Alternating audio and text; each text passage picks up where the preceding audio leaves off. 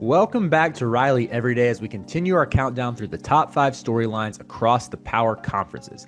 Next up is the Big Ten, and checking in at number 5. West Coast redemption?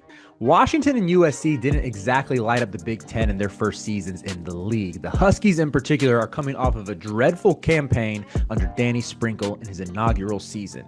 The high-profile signing of Great Osobor came back to bite them as he put up fine counting stats that didn't impact winning, leading many, if not everyone, to question the move. Washington ranked dead last in the conference in offensive efficiency and second to last in defensive efficiency. Overall, the roster was just far from being Big Ten caliber. However, an influx of cash and support makes this year's roster much more respectable, so let's break it down. It starts with the three-headed monster of Kamari Peterson, Wesley Yates, and Des Claude in the backcourt. Peterson comes in from ETSU, where he was the 2025 SoCon Player of the Year. He's a score-first point guard who hit 87 threes last year at a 42% clip. Now, there are questions just because there haven't been too many SoCon transfers who have hit moving up a level. But if Peterson does, he'll give the Huskies a shifty guard who can create for himself and for his teammates. And that leads us to Wesley Yates, who's a bucket-getting guard who lit up the Big Ten as a freshman at USC. He scored 17 a night in league play, and he's a dynamic shot creator who can hit from outside and cook in the mid-range.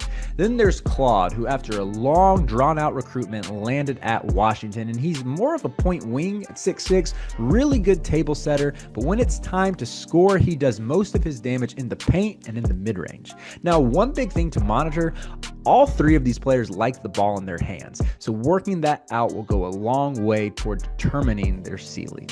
There are some interesting pieces in the front court as well, but one player I'm particularly high on is Hans Steinbach, a freshman out of Germany who's currently tearing it up at the FIBA U19 World Cup. He has great hands, he's a skilled passer, super mobile on both sides of the court, and he's just a dog. He had 19 points and 19 boards against Slovenia. Now, USC was not quite the disaster that Washington was last season, but their 17-18 record was a far cry from the teams that Eric Musselman led to 3 straight second weekends while at Arkansas. This roster, however, has some of the same components of Muss's better squads. The backcourt should be its biggest strength with Rodney Rice, Elijah Arenas, and Chad Baker-Mazara. There's no true point guard, but some of Muss's best teams had those wings who sort of ran the show. Think Mason Jones or Jalen Tate. So maybe this year it's either Rice or Baker-Mazara with the ball in their hands a ton. And I know that's a bit of a scary proposition to give Chad Baker-Mazara that much freedom, but you can't deny he's been huge in moments in the clutch in big-time games. Case in point, an 18-point and 4-steal outing against Florida in the Final Four. I thought in that game he was really the only Auburn Tiger who showed up from start to finish. Now, Rodney Rice is one of my favorite transfers who was available this cycle. He'll be 23 by the time the season starts, but he's entering just his 3rd season of college basketball, so it's fair to suggest there still could be some upside to unlock. Last season, he made 37% of his threes on a high volume. He's a little bit streaky, but he can also win you a game when he's on. And in contests where he hit 3 or more threes, Maryland went 11-3.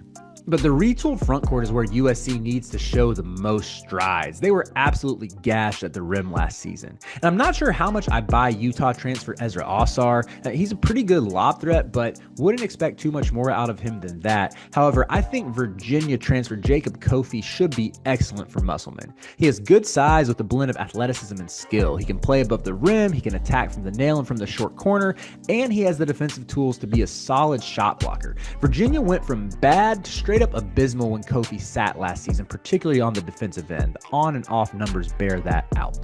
So all in all, you have to give both of these coaches respect for rebounding nicely and accumulating talent. There's still question marks about the fit of both of these rosters, but I'd set the over-under at one of them making the NCAA tournament. So that's storyline number 5 for the Big Ten.